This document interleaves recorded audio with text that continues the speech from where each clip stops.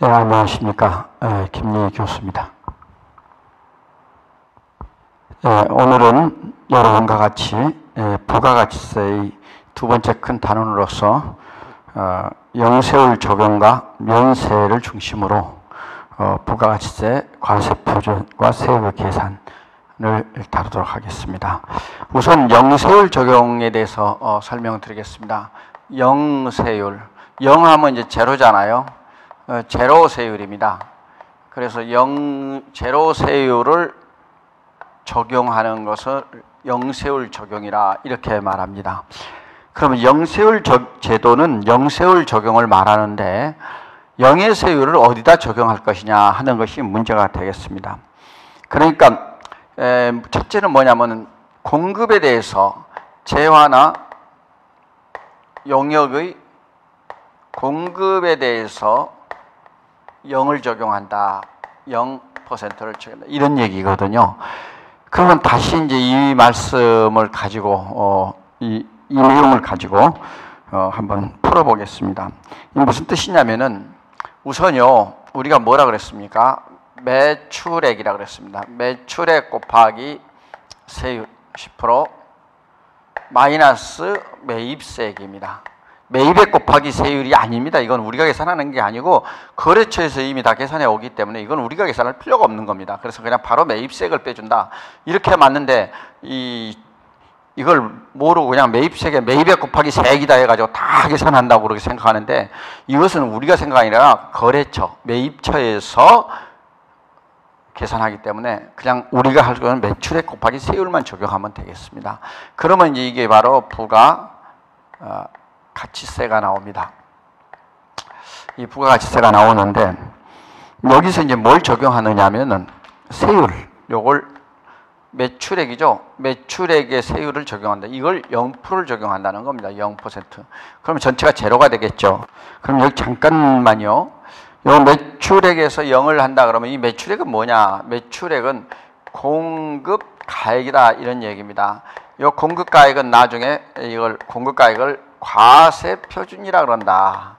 이렇게 이제 지금 같은 말입니다. 전부 공급가액. 그러니까 매출액이 공급가액이 되고 공급가액이 과세표준이 된다. 그래 과세표준에 그럼 과세표준은 매입액은 과세표준이 아닙니다. 그래서 많은 사람들이 과세표준을 매입액이라는데 이것은 우리가 뭐냐면 매입세액은 우리가 계산하지 않기 때문에 이걸 우리는 거래처로부터 즉 매입처로부터 받은 매입처로부터 즉 매입처 거래처는 크게 두 가지로 나누고 있습니다. 매입처하고 매출처로 나누거든요. 그래서 매입처에서 받은 세금계산서가 있습니다. 이 세금계산서를 보고서 요 세금계산서를 제대로 받았는지 소위 적합한지 안 한지 여부만 우리가 알면 되겠죠. 이렇게 계산해야 되는데 이걸 뭐 매입세액도 우리가 계산하고 매출세액도 우리가 계산한다고요. 아주 미친 시험 문제를 많이 내는 걸 보면은 아주 웃기는 거예요. 자기 회사에서 매입세액을 왜 우리가 계산합니까? 매입세액은 사오는 데서 계산하는 거예요. 근데 그 세금 계산서가 이게 맞는 건지 안 맞는 건지 즉 매입세액 불공제인지 공제받을 수 있는 건지만 판단하면 되는 거예요. 예. 이런 걸 이제 보면서 하나의 아쉬운 점을 느끼고 있습니다. 그러면 이제 이 매출액 곱하기 세율, 매입세액이고 매입세액에서 부가세가 되는 것입니다.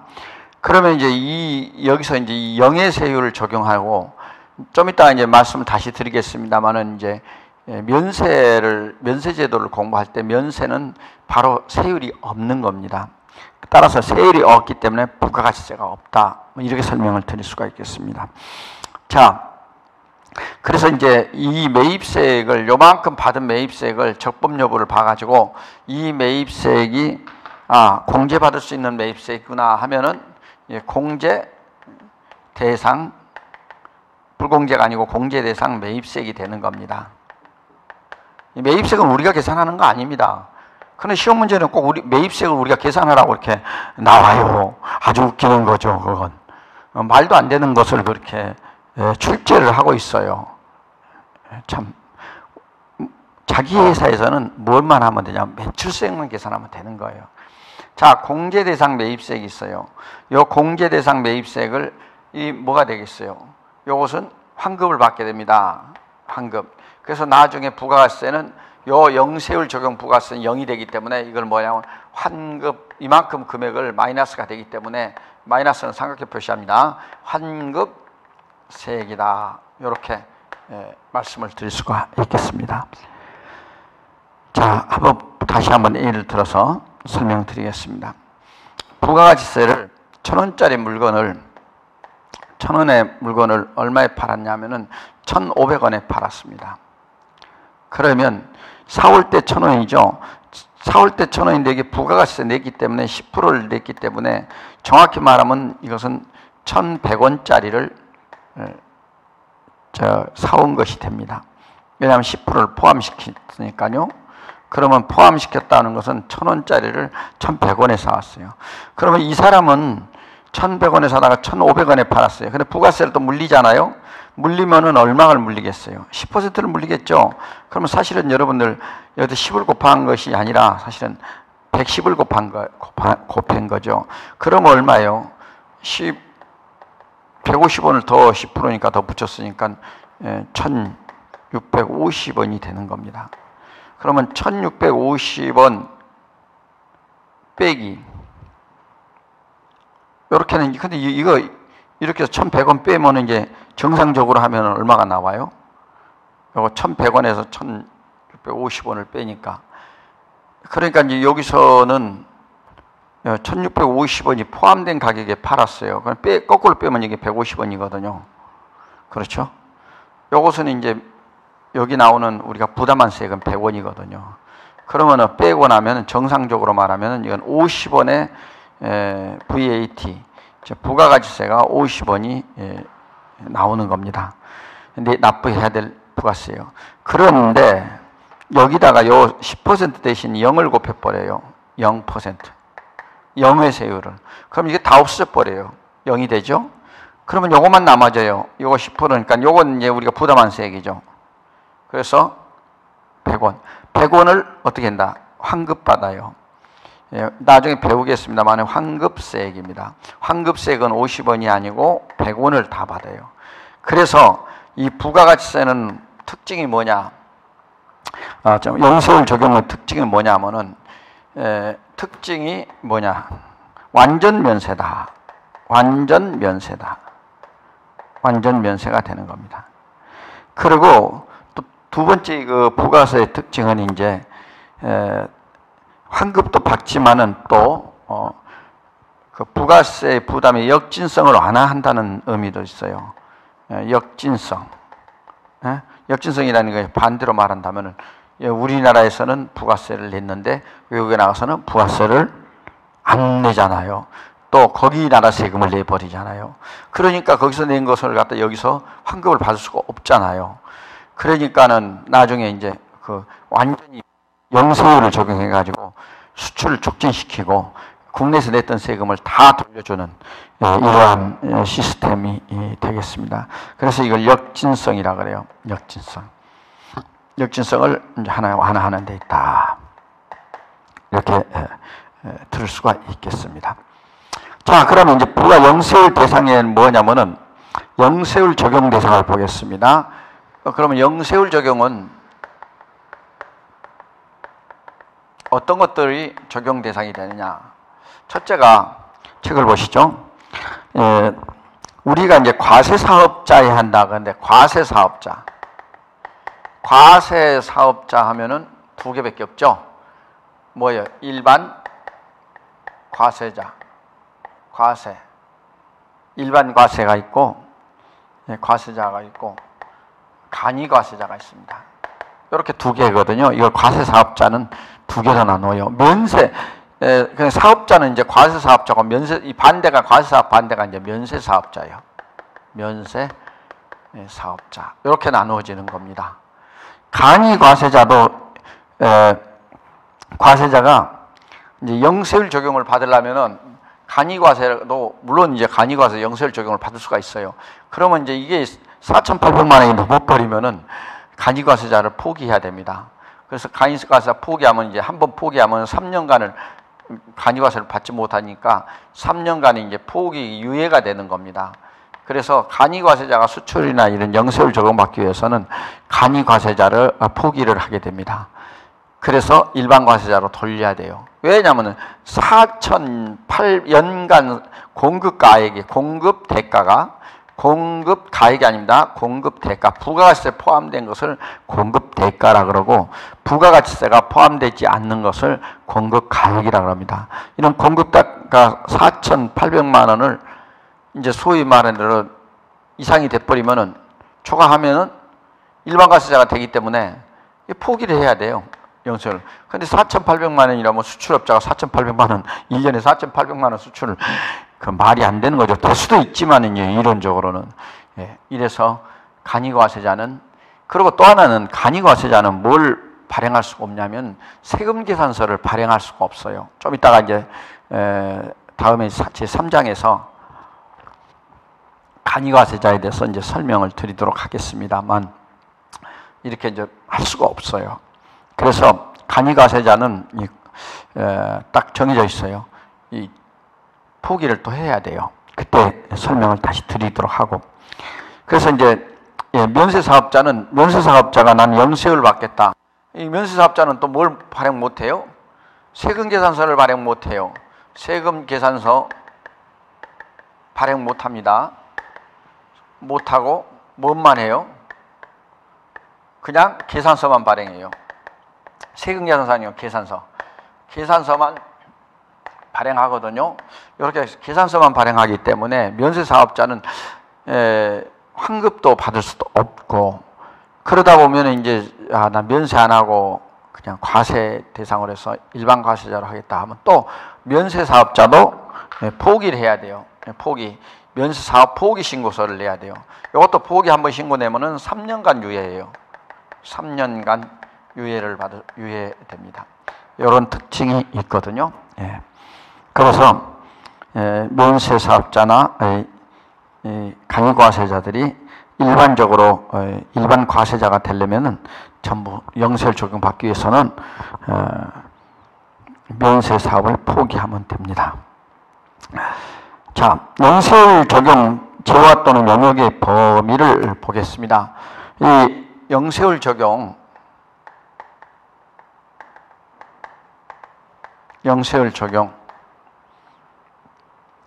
재화나 영역의 범위를 살펴보겠습니다.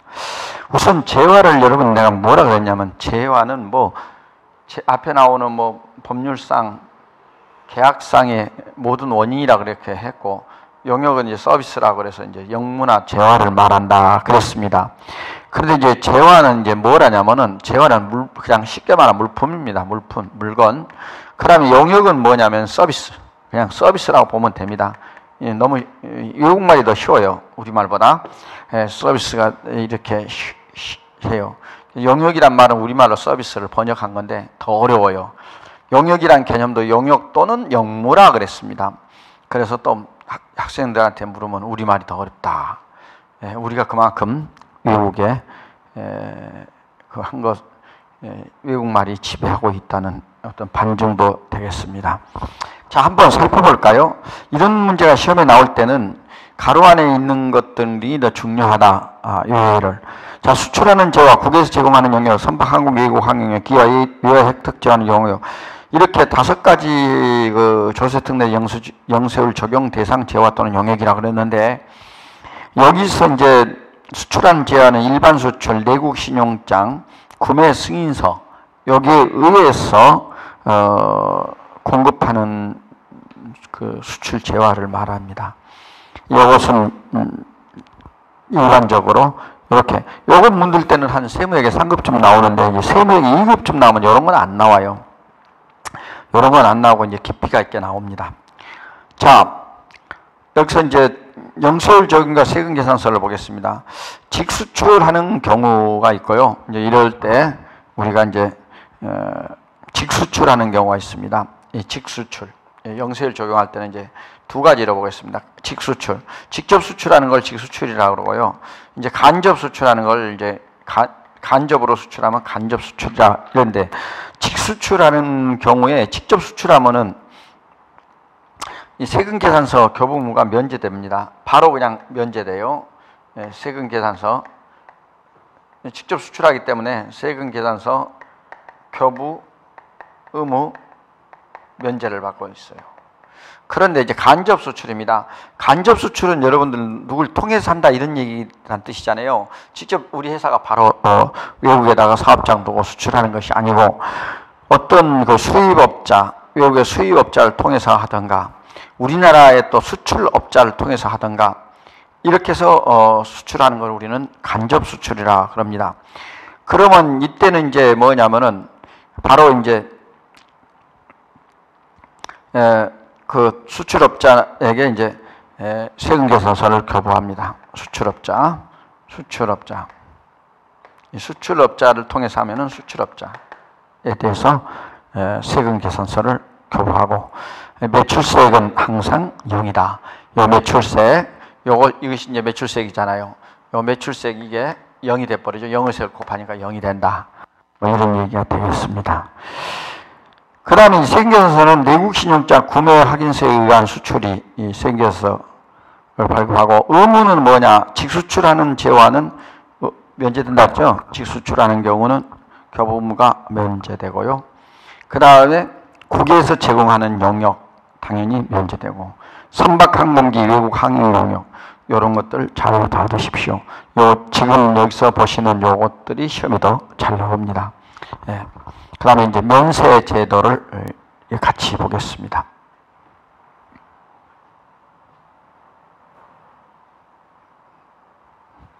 이 면세 하면은요, 이제 영세율하고 달리 이 면세는 세금을 면제해 주는 겁니다.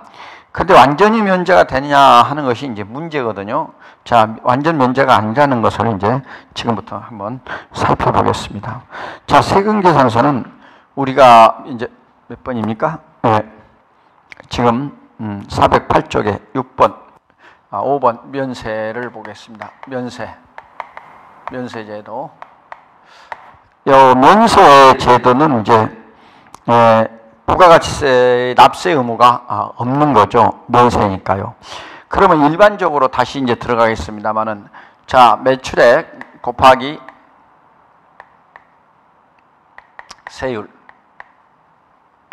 자, 요것도 이제 이건 거래처에서 매입액 곱하기 세율.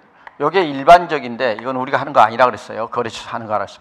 그럼 부가가치세, 이제 부가가치세를 영어로 Value Added Tax, 그래서 영어로 이제 쓰겠습니다. 간단하게. 그러면 이제 요 부가가치세가 요것이 이것도 없어요. 이제 8대 0 이거 없어 아예. 요것도 없어요. 그러면 사오는 가격, 파는 가격 요것만 남아지기 때문에 거래처에서는, 그런데 재밌는 건 이것이 없는데 부가세가 있냐? 요거 없어요. 이거 없으니까 뭐가요? 부가가치세는 없고 부가가치만 남아지는 거죠. 그러니까 밸류 에디드는 있는데 밸류 에디드 텍스는 없다는 얘기, 적용이 없다는 겁니다. 그러니까 부가가치세는 아니고 부가가치가 남아지는 겁니다. 부가가치, 이걸 부가가치라 그래요. 자, 보세요. 근데 재밌는 것은 이제 제가 1,000원 주고 물건을 사다가 1,500원에 팔았는데 1,500원에 팔았는데 세율은 없잖아요. 없으니까 그냥 1,500원 자체가 원래 1,650원이 돼야 되겠죠. 그런데 10% 적용하면은 여기 살 때는요 10%를 부담을 했어요. 그럼 10% 부담을 했더니 정확히 말하면 이제 110%가 되는 겁니다.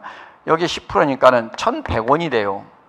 자기가 100원을, 여기 10%니까 100원이잖아요. 요 100원을 세율을 부담해서 사다가, 이거 면세입니다. 처음에는 면세가 아닌데 면세를 사다가 면세가 된 겁니다. 그럼 어떤 게 있느냐고요? 여러분, 종이는 면세입니까? 아닙니까? 종이는 과세입니다. 자, 일반 종이 있죠? 하얀 종이 A4 용지는 면세가 아닙니다. 과세입니다. 그런데 이걸 책으로 만들면요, 책은 또 면세입니다. 재밌지 않아요? 책은 면세예요. 그러면은 책값 속에는 분명히 주인이 이 부가가치세의 역서 말하면 종이값이 1,000원이었는데 부가세 10%를 냈기 때문에 1,100원이 된 겁니다. 그러면 여러분 항상 그래서 이 면세 사업자는 자기가 부담한 세율, 면세를 원가에 포함시켜 버려요. 그러니까는 원가에 포함시키나 매출액에 포함시킨 실제 원가는 1,100원이 되는 거죠. 1,100원에 사다가 1,500원에 팔 거예요. 이 사람은. 그러니까 실제 남는 것은 500원이 1,000원에 사다가 1,500원에 파는 것이 아니고 400원이 남는 거죠. 이런 것은 이제 자기는 부가가치세를 냈는데 국가에서는 부가세 낸 것만큼을 공제해 주질 않아요. 이게 면세제도가 불합리하던 겁니다. 그래서 이 면세제도가 불합리하기 때문에 이 면세제도 특징을 뭐라 하냐면 불완전 면세다 그럽니다. 그래서 아까 영세율처럼 완전히 세금을 부담한 걸 다 빼주는 것이 아니고 공제해 주는 것이 아니기 때문에 이거는 할 수 없이 부담했으니까 이것을 이제 불완전 면세다 그래요. 면세는 불완전 면세라 그럽니다. 불완전 면세 꼭 아셔야 돼요. 뭐라고요? 저 부담한 거 종이 살 때 사다가 인쇄했잖아요. 인쇄 책으로 만들어 출판사에서 만들어 팔았잖아요. 그럼 1,100원, 100원은 포함되어 있어요. 그러기 때문에 이거 1,100원에서 100원짜리는 면제를 못 받잖아요. 면세면 0을 받아야 되는데 자기가 부담한 거 100원어치는 받지를 못한다는 겁니다. 그래서 이것을 우리는 불완전 면세라 이렇게 부르는 겁니다. 그리고 이제 이 특징이 이제 불완전 면세하고 두 번째가 이제 생활 필수품. 이 면세는 기초 생활 필수품. 여기는 이제 필수품에 대해서는 면제를 받고 있습니다. 그래서 그다음에 또 중요한 거 한번 찾아볼게요. 국민 후생 영역이라고 있습니다. 국민 후생 영역. 다시 말하면 국민들의 이제 의료 보건 영역이라 이렇게 보시면 되겠습니다. 이건 후생이라는 건 의료, 보건 또는 복지 뭐 이런 영역들에 대해서 우리는 국민 후생 영역이라 이렇게 말씀을 드릴 수가 있고, 이거 면세입니다. 또 이제 보시면은 문화 관련 재화 영역입니다. 문화 관련 재화나 용어입니다. 여러분들 이제 문화 관련인데 영화관은 문화 아닙니까? 근데 부가세를 내죠. 그런데 재밌는 것은 또 그 공연 같은 것을 또 안 내는 것도 있어요. 그런 것이 이제 문화 관련 재화 또는 영역이라, 이 문화 관련 중에서는 이제 좀 나중에 한번 밑에서 6번에서 살펴보도록 그렇게 하겠습니다. 그 다음에 이제 부가가치세 구성 요소가 있고요. 그 다음 기타 재화 또는 용역 이런 것을 들을 수가 있겠습니다. 이제 다음은 면세 대상인데, 이 면세 대상은 여기서 지금 말씀드리는 것이 이제 면세 대상입니다. 책으로 하나하나 면세 대상을 살펴보도록 하겠습니다. 여러분들 그 면세 대상은 첫째 이제 미가공 식료품, 수돗물, 연탄 이런 생활 필수품인데, 여성용 위생용품, 그래서 여성들이 쓰는 이제 생리대가 이제 옛날에는 이 여성 생리대는 면세가 안 됐습니다. 그랬는데 이제 이걸 꾸준하게 여성들 단체에서 이제 건의했고, 또 나중에 보면 이제 아기 기저귀 같은 거 이런 거 이제 전부 면세로 이렇게 돌리게 됩니다. 이런 것들이 이제 우리가 면세 대상이 된다 이렇게 이제 꼭 아시고, 그래서 10%가 더 싸지는 그런 겁니다. 그 다음에 이제 여객 운송 영역, 이건 여객 운송 영역이라 그래서 일반 대중 여객 운송 영역을 말한 겁니다. 비행기나 뭐 고속버스, 택시 이런 것은 다 부가가치세를 부담합니다. 그러면 KTX 같은 거나 이런데 뭐 렌트카 이런 거 빌리는 거, 카페리오 같은 특종 선박이라는 건 카페리오입니다. 근데 이제 일반 이제 배도 그 완행 배라고 우리가 이제 일반적으로 말하지 않습니까? 천천히 가는 거, 이것은 괜찮은데 고속정은 전부 다 부가세를 부담하고 있어요. 그래서 좀 비쌉니다. 그 다음에 이제 시내버스 이런 거, 시외버스는 전부 면세가 되고요. 네. 그 다음에 세 번째, 주택과 이에 부수되는 토지의 임대 영역인데, 부동산 임대는 원칙적으로 과세이나 주택과 그 밖의 임대는 면세다 그랬습니다. 주택과 토지, 그 주택하고 중요한 건 이제 주택인데요. 주택하고 이제 토지가 있어요. 그런데 이 주택 중에서는 중요한 것은 이제 국민주택이 있어요. 국민주택. 국민주택은 아마 아파트로만 25평 이하입니다. 85제곱미터인가요? 80 얼마인데, 그 국민주택 규모는 면세예요. 이거 면세입니다. 면세. 그리고 토지는, 땅은 당연히 면세고요. 이것도 면세고. 그런데 이제 일반 주택이 있어요. 평수가 넓은 거. 평수가 넓은 평수는 이제 과세됩니다. 그러니까 이제 우리가 이제 주택, 부수 토지라 그러면 이제 집을 짓고 이렇게 옆에 있는 마당 같은 것은 이제 부수 토지인데, 그런 마당이랄까 뜰이랄까 이렇게 뭐 요새는 거기다 텃밭도 쓰고 그러죠. 그런 정착 면적이 5배. 그러니까 도시계획구역 밖의 토지는 10배를 초과하지 않는 것은 이제 우리가 말하는 주거용 주택과 그 토지에 포함시킨다. 뭐 이렇게 보시면 되겠습니다.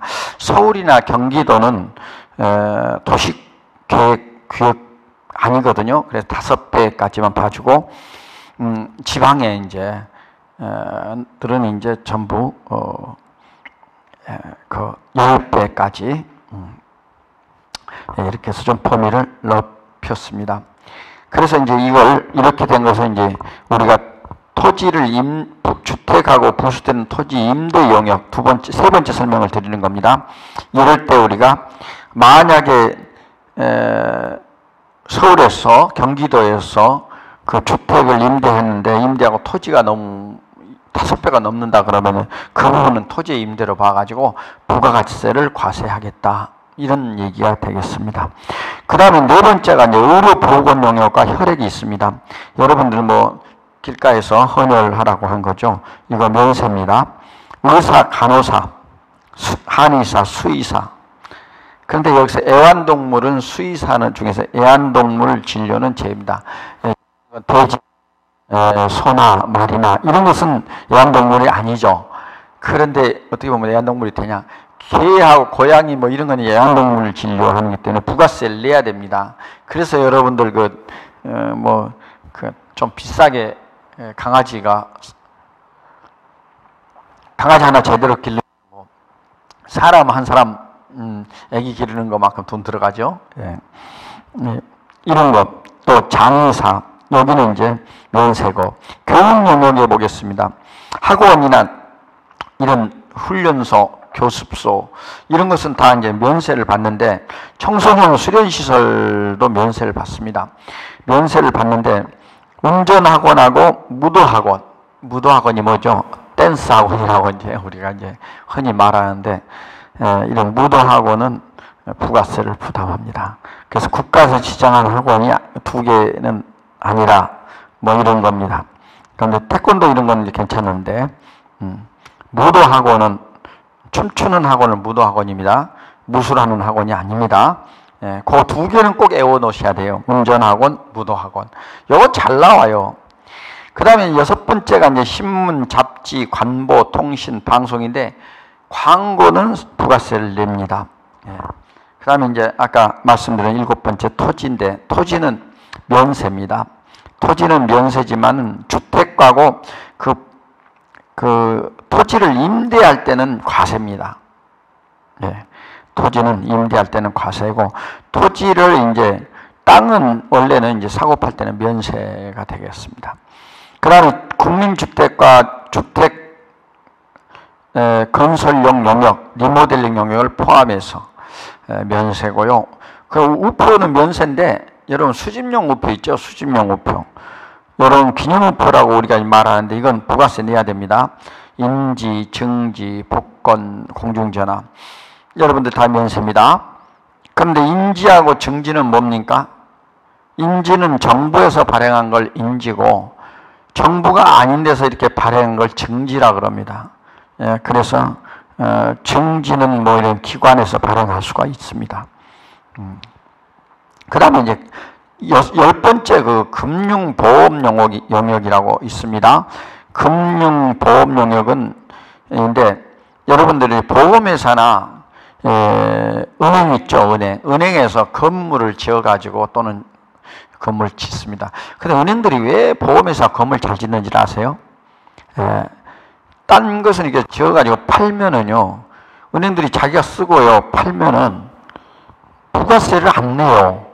그러면 빌딩 하나가 말이죠, 수천억인데, 수백억에서 수천억 나가는데, 그러니까 은행들이나 보험회사들이 건물을 맨날 건물만 지어요. 보면은 막 전부 지었다 하면 보험회사고 막 은행입니다. 금융기관이에요. 그래서 증권회사도 마찬가지 포함됩니다. 그러면 금융보험 영역 중에서는 증권회사까지 포함해서 우리가 금융기관이라고 하는데, 이러한 금융이나 보험회사에서 은행 건물을 딱 이제 빌딩을 지어가지고 또 이걸 팔아버립니다. 그럼 부가세를 하나도 부담 안 하고, 그러니까 딴 사람보다 이익이 많이 남지요. 그래서 사는 사람은 얼마나 좋아요.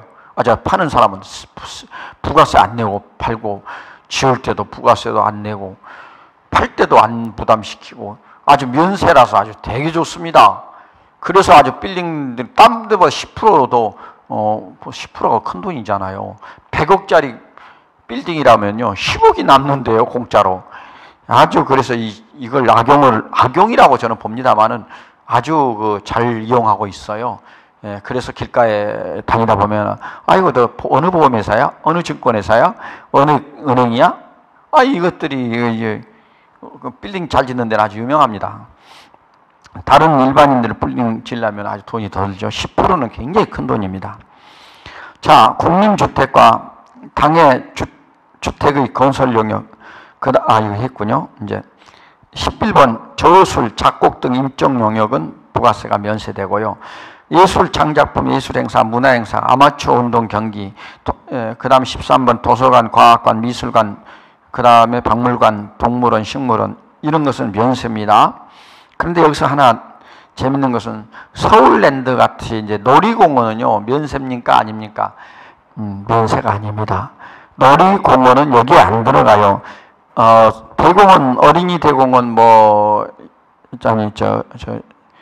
서울 대공원, 과천에, 이런 데 가면은, 면세거든요. 예, 그런데 이상하게, 서울랜드 같이 이런 놀이기구 타는 데라든가, 우리가 어느 회사에서 무슨 웅지인지 어디인가만은 자유도심 해가지고 워터파크 같은 거 있었잖아요. 물놀이 하는 거, 슬라이딩 하고, 이런 데 가보면은 그거 다 또 부가세를 냅니다. 여기는 그래서 안 들어가 있기 때문에요. 예, 그거 좀 아시면 되겠습니다. 그 다음에 14번째 종교, 자선, 학술, 구호, 이런 거 있고요. 15번째가 이제 국가, 지방자치단체 조합이 공급하는 재화 또는 영역, 그래 놓고, 국가나 지방자치단체 부가세를 내거든요. 내는데, 이것이 안 내는 경우가 있고, 면세되는 경우가 있습니다. 그 밑에 이제 제가 국가, 지방자치단체 이런 데서 무상으로 제공하는 재화 또는 영역, 부동산 공급과 임대에 대한 과세 및 면세에 대해서 써놨습니다. 부동산을 공급하면은요, 토지는 면세고요, 건물은 과세입니다. 국가도, 지방자치단체도. 근데 국민주택 공급은 면세예요. 국민주택은 이제 25평 이하가 되겠죠. 우리나라 평수로 85제곱미터인가요? 80제곱. 하여튼 그 25평 이하는 면세다. 그 다음에 부동산 임대는 영역의 공급입니다. 원칙적으로는 과세됩니다. 의외로 토지 및 주택 및 토지의 임대는 임대 영역이라는 것은 쉽게 말하면 세를 주는 겁니다. 월세나 전세를 주게 되는데 이걸 우리는 임대라고 합니다. 그런 임대 영역, 부동산 임대 영역은 바로 이제 원칙은 과세하지만 주택 및 토지의 임대는 주택하고 관련된 토지입니다. 토지는 당연히 이제 면세가 되지만 주택 및 관련된데 이 부동산도 임대는 과세를 하는 걸 원칙으로 한다. 이렇게 보겠습니다. 그리고 이제 마지막으로 7번째 이제 면세 포기를 보겠습니다. 여러분들 그 면세 포기는 여기서 면세 포기, 면세 포기는 나중에 이걸 이제 뒤에 가면은요 간이과세 포기까지 같이 봅니다. 간이과세 포기도 있고 면세 포기하고 이제 부가세 포기는 딱 두 개가 나오는데 요게 전부 그냥 같이 외워요. 뒤에 나올 것 마지막 시간에 이제 요걸 공부를 하게 되는데 이제 90회가 넘어가면 이제 간이과세 포기를 합니다. 그때 물론 3년간은 이제 유예를 해야 돼요. 무슨 말이냐? 한 번 포기를 하면 3년 동안은 다시 면세라든가 간이과세를 돌릴 수가 없어요. 그래서 한 번 포기하면 못한다. 요것은 자꾸 이제 이리 갔다 저리 갔다 장난하니까 좀 그걸 못하게 막기 위해서 일정한 기간을 유예를 두는 겁니다. 그래서 언제부터 하느냐 그랬더니 면세 포기를 신고한 날부터 3년간 이렇게 적용되도록 되었습니다. 간이과세도 마찬가지고요. 요건 좀 설명을 나중에 드리고 우선 3년이라는 것은 같이 이렇게 패키지로 묶어서 이해를 하시면 좋겠습니다. 자, 여기까지 이제 여러분 하시고 잠시 쉬었다가 과세표준과 세율의 계산에 대해서 이제 공부하겠습니다. 지금은 영세율에 다시 한번 정리하겠습니다. 영세율. 영예세율을 적용하는데 어디다 적용한다? 영세율은 면세는 없는 거고 아예 적용하지 않는 것이고 매출세액에다가 영예세율을 적용해서 매출세액을 0이 되고 매입세액은 환급을 받는 것이다. 이렇게 이제 하시면은 그 영세율입니다. 근데 면세는 아예 세율을 적용하지 않기 때문에 낼 것이 하나 없다는 거죠. 이것도 없고 이것도 없고 이것도 없고 만약 이거 부담하더라도 이것은 나는 매입액에 매입세액을 부담했다. 그럼 매입세액이 있는데 매입세액이 10%인데 예를 들면 1,000원에 100원 했다. 그래도 이걸 갖다가 환급을 못 받아요. 환급을 못 받아요, 면세는. 그것이 이제, 그래서 완전 면세가 아니고 불완전 면세다. 뭐 이런 특징을 가지고 있다는 거 꼭 기억해 주시면서 그 종류는 시험에 잘 나오는 것 몇 가지 말씀을 드렸고. 자, 여러분 여기까지 해서 잠시 이제 쉬었다가 또다시, 다음 강의를 시작하겠습니다. 잠시 쉬시죠. 네, 고맙습니다.